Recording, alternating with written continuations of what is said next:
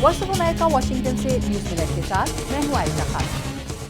इत्तेफाक के रोज Islamic state के कब्जे से आजाद कराए जाने वाले इराकी कस्बे जुफल शाकिर की सरहद पर खुदकुश हमले में कम से कम 11 अफराद हलाक हो गए हैं, जबकि शाम के शिमाली कस्बे कोबानी में 6 हफ्ते गुजरने के बाद भी शदीद लड़ाई जारी है। ब्राजील में एक सख्त मुकाबले के बाद मामूली मार्जिन से दोबारा सदर मुंतखब होने वाली सदर जिल्मा रूसेफ ने कहा है कि अब की बार वो बेहतर लीडर बनने की कोशिश करेंगी।